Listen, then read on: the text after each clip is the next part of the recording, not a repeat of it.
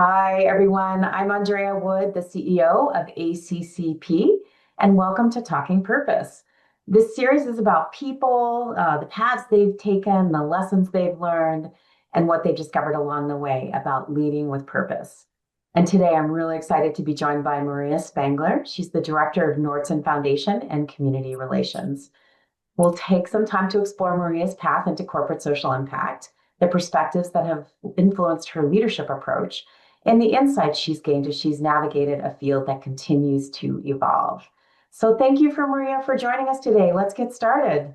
Oh, thank you so much for having me, Andrea. It's so good to be with you today on a Yeah, sunny day here in Cleveland. the Happy sun is always spring. good. Yes, the sun is We great. don't take them for granted. Exactly, exactly.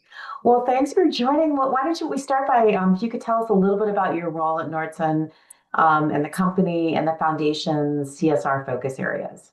Yeah. So Nordson is an extraordinary company, extraordinarily committed to philanthropy. So I'm excited that in the role that I have at Nordson, I have the ability to truly lead really authentically, to bring my whole self there, which is nothing, of course, to take for granted in today's world or ever. But Nordson is an engineering company at its core. As I am a layperson, what we are able to do is ensure that the exact amount of adhesive or liquid can get exactly where it needs to go. So precision technology when it comes to, and the applications are really wide. Automotive, agriculture, certainly growing in the medical field. And our bread and butter, many folks don't know, is packaging. And the commitment to philanthropy really goes back to our founders, the Nord family. And so the ability, when I was recruited to come to Nordson just about a year and a half ago, I was really I feel honored every day to lead this work and really take it very seriously, that it's my gift and responsibility during this time to figure out certainly where we are going today, but also more importantly into the future to ensure that this work continues, but also continues in a way that is relevant and in line with where the business is going. That's great. And I know you have such an amazing reputation, particularly in the Ohio area where you're based. So congrats on all the great work that you're doing. I want to hear a little bit more about you, though. So how did you get started in corporate citizenship? Yes, like many, my path to corporate citizenship was not certainly a straight one, but one that I'm proud of and makes perfect sense, right? In hindsight, I think many of us look back and say, "Of course, I'm doing this work," but it wasn't necessarily the path. So I've been in corporate citizenship for nearly 20 years, and so I grew up and as a woman of color in a really small town in Ohio, very aware of the potential boundaries, frankly, that created for me and my family. And while I couldn't articulate it, what grew in me was a servant's heart. And when I had some really profound experiences personally that showed me that when people believe in others and advocate for them, it could be life-changing. A phone call from my high school guidance counselor, I tell the story all the time, while I was standing there, a phone call to the admissions director at John Carroll University. Back in those days, it was a landline phone call, and the director of admissions at John Carroll University picked up the line. And my guidance counselor, who knew that I did not have a college savings account waiting for me, but really wanted to go to this extraordinary Jesuit university, he made a phone call the next day. Essentially, to simplify it, the barriers were removed from me to finding a way to make that happen. And so that moment, I often tell the story because I think that my guidance counselor was just doing what he did every day, And so we do what we do every day. We may not have any idea the profound impact we have on others, right? And so I tell that story, even though it's a little long-winded, because it really formed the very firm foundation of how I do everything in my life. Certainly coming to philanthropy wasn't the goal, but I knew I wanted to be of service to the public. And so when I was out pounding the pavement, because I had no network in Cleveland, I was just trying to, as I would tell many young people to do, meet as many people as possible, talk to them in person if possible. Everything was in person in those days. And really think about your brand early on and build that strong network. And if anybody can build a network, if I can build a network, anyone can, because I had to start from zero. And so I was just literally pounding the pavement and had a conversation with a wonderful woman at Sherwin-Williams who said, we actually have an unposted specialist for the foundation role. We haven't posted the job because we didn't know what to put in the job description. We didn't know what we were looking for, but you are it. And so it really happened that way. And so when I get asked, how do I navigate a path like yours? I say, don't try, because I just put myself in those situations to be there. So that was 2007, and I spent 17 years at Sherwin-Williams and growing that program and learning lessons. And because of the timing, and because CSR was not a thing, and certainly aligning with the business was very early, we had the ability to build what we thought would most importantly celebrate our employees and bring their interests and talents to light. And we did. And I'm really, really proud of what we did over the course of that 17 years. And then came to Nordson, which really needed structure and discipline. So a really wonderful program that needed to be built to be more sustainable and brought into sort of 2025, 26. And my experience at Sherwin was perfect because we had done that. And then to do it at scale and to do it quickly here at Nordson has been an extraordinary experience and really rewarding, and really reignited my love for what we do in this field, and how it can be approached in a way that both celebrates employees as well as the brand in really beautiful ways. That's such a great story of your journey. And I think such a testament to those moments where people can make a phone call, and really change the trajectory of someone's life. And also the power of in-person networking. I think that, sometimes we forget how important it is to have that in-person time, to build relationships, if at all possible, because you just never know what opportunities are lurking in the background that somebody might say, oh, hey, I know somebody who's thinking about this or this, and you'd be perfect for it. And so really amazing that you stumbled on that early and kept it going. Yes. So congrats. Yes, that is being in the right place at the right time. With amazing people who could advocate for me is absolutely the story of my career. When I came into this role at Nordson, many folks perhaps listening here today know my predecessor, Cecilia Render. Cecilia is and has always been a really amazing friend. And so, Cecilia advocated for me being her successor, which not only is an honor and a privilege and was helpful to me to move into this extraordinary role, but it was a reminder that here I am again, where we build relationships and we don't know. You build the relationship because it's the right thing to do. And here was my friend telling my now employer, if this is the kind of person you're looking for, Maria is the person for the job. And how extraordinary of a gift from my very good friend who was my peer for so many years. So it truly informs informed my whole career, but also how I show up personally and professionally for our community as well. Because I really think every day about the gifts I have and those who really helped to make them happen.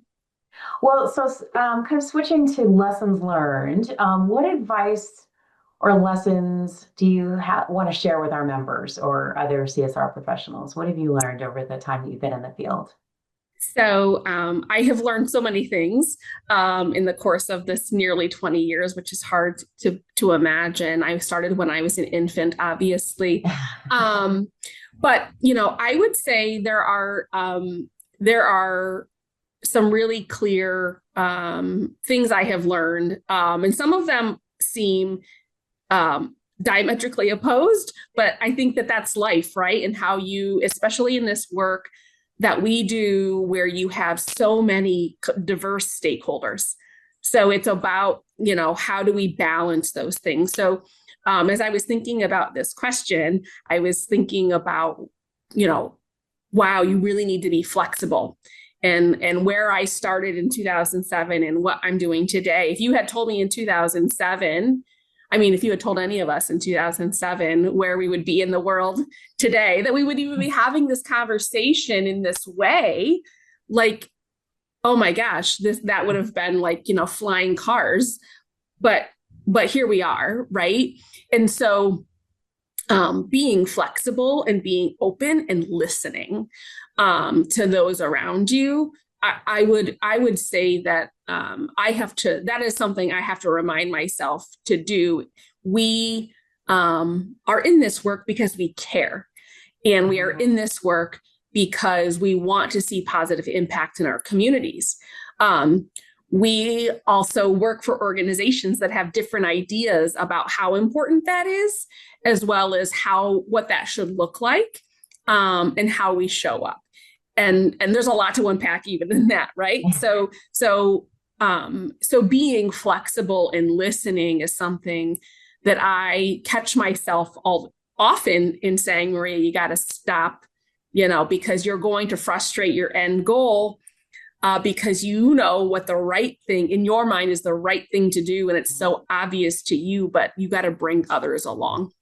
And so, especially in the last year and a half, when we have really been working to transform our approach while preserving the legacy, another balancing act at Nordson, I have, in the interest of running fast, have to remind myself that I'm bringing along a leadership team, and that what their vision might not necessarily align. I'm very extraordinarily lucky that the Nordson leadership very much believes in the direction in which we're going and has been really supportive, which actually gets me in more trouble because I get moving really fast. Mm-hmm. And so, listening and being flexible are really, really important. And that has not changed in 20 years. But I would also say the flip side of that is that what I have really carved out a niche for myself in, and frankly, why Nordson wanted my skill set and why we have been able to run really fast, is the commitment to process and discipline and structure.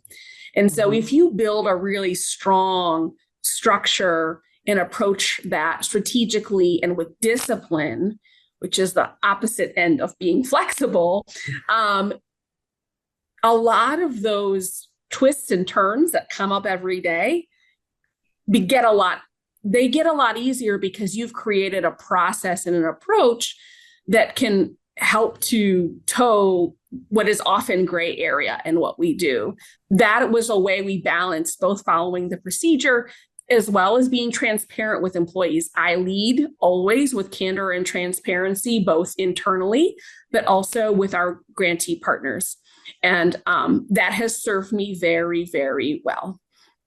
We know our nonprofit partners are working with so many different funders, so many deadlines, so many process, so many priorities that very much that is coming back to them in ways they don't know. And so, candor and transparency have been a consistent thing for me. Now, I also always tell my team, I'll tell you everything I can when I can, but I need you to know that I can't tell you everything all the time. Yeah. And that has built trust from me and my stakeholders, my team, and then the business. Now, the business certainly usually knows before anyone if there are big changes happening, but we have navigated massive changes at Nordson just in the short time I have been there, to position us for growth into the future. The company is also at a crazy, exciting inflection point. So anyway, flexibility and commitment to process is really the core of my approach every day. Such great advice. And, I've talked to so many of our members, especially over the last year, who are struggling with where do I dig in my heels here? Where do I just let go, even though I know it's the right thing to do? So that advice around, being very intentional about what really, really matters, and where places where you might just to put a placeholder in it. I'll come back to that. I'm not going to win that battle today, right? But understanding that both for, the good of your work and your team, but also your own mental health and how you approach things in your job, right? Yes. Yeah. I've especially made sure I've been transparent with my team when we are not going to, maybe we have, so to speak, won the war, but there might be a little battle that we didn't win. And so I often remind my team, we are working for a leadership team that generally lets us do what we need to do, trusts us to do what we need to do, has invested in an upgraded system, remind them how far we have come. But also I see myself as a mentor for my team, and wanting them to be successful in the future in this work. And so modeling to them how to navigate sort of those challenges when, you might have a leadership team member or two who says, I don't think we should be doing this or that in that way. And I so fundamentally disagree, but in the grand scheme, have to let it go, or to your point, put a pin in it. But at the same time, reminding my team, we're really, really lucky that we're able to be in the situation we are in, to have the support we are. And so, we'll navigate around this if we need to for now, because we're still able to do what we need to do every day. And we absolutely do not take that for granted. Yeah, right. Exactly. Such good lessons. All right. I have one more CSR question, and then I have a fun question for you. So thinking about the current landscape of corporate social impact professionals, what we're working in right now, what are the essential things you suggest that they make a priority? What should they really be focusing on right now? So it's a crazy time. So where the focus areas for CSR professionals is a moving target in some ways, but also there are things that have grounded me always, and I will always continue to be grounded and model to my team where to be grounded. So I would say first, and easiest to say, and ACCP didn't pay me to say this, but being connected to ACCP has been a constant in my career since we became members. Nordson, I believe, was a founding member. But I also, prior to my role at Nordson, we were members as well. And the resources, that network, we've talked about the network today. That network has been incredibly important to us, and to me personally. Another thing that I think about every day is meeting people where they are. And when we approach the work that we do, especially internally, we have been managing through change, but it's salient even when you're not managing through change. And that is meeting people where they are, because everyone in the organization has, number one, a different idea of how the company should show up in this way. But also, as we think about our programs, employees are the most valuable gift of ambassadors that we could ever wish for. And so as we this year really thought about what is the technology that we need, what are the mix of programs that we need, how are we showing up for the business in inspiring the next generation of engineers, those listening tours that I went on really early on were really, really important. And then I'm going to say it again. Structure balance with flexibility has given me incredible success. So how do we approach in a consistent way where folks understand who we are, what we're doing? So anyway, I couldn't have asked for a better time to be in CSR, corporate philanthropy, ESG, to whatever the letters are tomorrow in how we frame this. But this is a career I've often said is not just what I do, but it really feels like what I was put on this earth to do, because it really brings together both I sometimes say I get to approach problems with my head and my heart every day. And what a gift for me personally that has been to approach the work with care. I love that. I love that. Such great advice. All right. I have one last fun question. I'm excited about the fun question. So who is someone you admire and why? Oh, I didn't know you were going to ask that question today, Andrea. Oh. That's a hard one. You probably admire a lot of folks, right? So I'm going to I'm going to talk about my grandmother first, which is why that caught me, because I got emotional about it. So my grandmother has not lived an easy life, as many of our grandmothers. I think many of us, especially those of us who are a little older, my grandmother is still with us. She's going to be 85. I'm very lucky to still have her in my life and in my kids' life. And this woman, we are very proud Mexican descent, and she did it all. When we think about I'm a working mom, and I think about what she did as a working mom without any education. She worked at in Bryan, Ohio, where I grew up, is a Spangler candy company. If you ever had a Dum Dum or a Safety Pop, those come from Little Bryan, Ohio, and no relation. It's kind of funny that I'm now a Spangler by marriage. My grandmother worked in that candy factory for 35 years. Wow. And she went home every day, and she made homemade tortillas for my grandfather, who also is no longer with us, but had expectations of what a wife would be, right? And so made homemade tortillas and rice and beans and what we do every day. And so she raised her family. She worked hard. She was a working mom. She raised 4 incredible adults, and then also took care of us. And I think about, and is still, I talk to her every day on my way to work. And I just think about, of course I have to work my butt off every day. I have all of these creature comforts, and I have the gift of this education and all these things. And so I think about all the people who, when we say we are our ancestors' wildest dreams, I think about that. And I think about her work and what she does every day. And she does not understand what I do every day, but she knows that I'm working hard and